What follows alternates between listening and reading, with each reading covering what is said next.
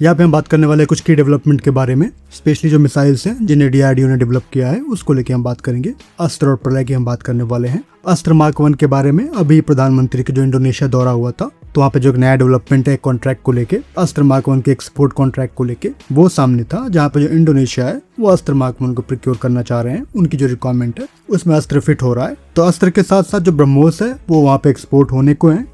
अस्त्र मार्क 1 के बारे में हम सभी जानते हैं कि जो इनिशियल रेंज है जिन्हें अभी ट्रायल में टेस्ट किए गए हैं और कुछ लिमिटेड नंबर में प्रोक्योर किए गए IAF के द्वारा, तो वहाँ पर जो रेंज थी तकरीबन 110 किलोमीटर के अराउंड थी हेड ऑन में आइडियल कंडीशन में। लेकिन कुछ जो नया डेवलपमेंट है प्रोपल्शन फ्रंट पे, प्रोपल्शन की जो ग्रेन क्वालिटी है वहाँ पे भी हाल में ही हुए हैं और उसी की वजह से जो रेंज है एक एक्सटेंडेड रेंज वेरिएंट मार्क 1 का वो आ सकता है, जिसकी जो रेंज रहेगी वो 160 किलोमीटर प्लस की होगी अस्त्र मार्क 1 के लिए। तो ये एक्सपेक्टेड है। अब यहाँ पे जो इंडोनेशिया है उसको कौन सा वेरिएंट दिया जाएगा वो बाद में क्लियर होगा, लेकिन मोस्ट प्रोबेबली ये जो एक्सटेंडेड रेंज वेरिएंट है वो हो सकता है। वहीं पे जो अस्त्र मार्क 2 होंगे जिनकी जो इनिशियल रेंज थी जो कि डिजाइन पैरामीटर था करंट प्रोपल्शन को देखते हुए तो 160 किलोमीटर प्लस के अराउंड था, वहां पे भी जो रेंज है वो एक्सटेंड होगी 200 किलोमीटर प्लस जाएगी अस्त्र मार्क 2 के लिए। तो ये जो भी मिसाइल सिस्टम है जिनको BDL इससे पहले मैन्युफैक्चर कर रही थी, अब मोस्ट प्रोबेबली यहाँ पे प्लानिंग चल रही है, RFP अभी जल्दी इशू किया जाएगा कि इनका जो एक प्रोडक्शन लाइन है सभी प्राइवेट फॉर्म के लिए वो खोल दिया जाए।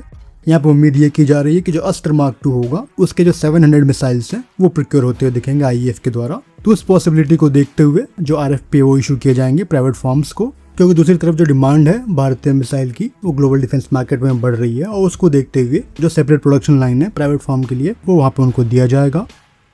सो यहाँ पे BDL के साथ साथ जो प्राइम मैन्युफैक्चरर हुआ करता था उसके साथ साथ जो प्राइवेट लाइन 1, 2 और 3 है वो आप एस्टैब्लिश करने जा रहे हो।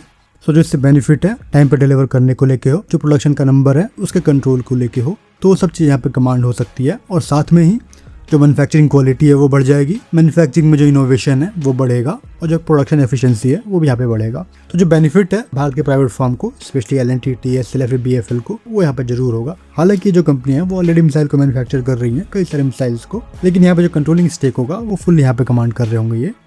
ये जो स्टेप है वो इंपॉर्टेंट फैक्टर रहने वाला है। कई सारे जो मिसाइल है, अब वो चाहे प्रलय हो, ब्रह्मोस हो, इंडोनेशिया को लेके अस्त्र हो, तो ये जो मिसाइल्स हैं वो दूसरे कंट्रीज को भी एक्सपोर्ट हो रहे हैं। अब वो चाहे इंडोनेशिया को अस्त्र हो, दूसरे कंट्रीज को ब्रह्मोस हो, आने वाले टाइम में प्रलय हो, या फिर जो आकाश सीरीज है उनके एक्सपोर्ट हो। तो इन सभी का जो एक्सपोर्ट पोटेंशियल है वो देखा जा रहा है। और जो इस तरह का सेटअप है प्राइवेट फर्म की मैन्युफैक्चरिंग लाइन का सेटअप, वो हेल्प करेगा क्वालिटी कंट्रोल को मेंटेन करने में और एक्सपोर्ट को और बढ़ाने में। तो जो रिक्वायरमेंट है, इंडियन रिक्वायरमेंट और एक्सपोर्ट रिक्वायरमेंट दोनों पूरी की जाएंगी और जो डिपेंडेंसी है सिंगल प्रोडक्शन लाइन पे वो इसकी वजह से कम होगा।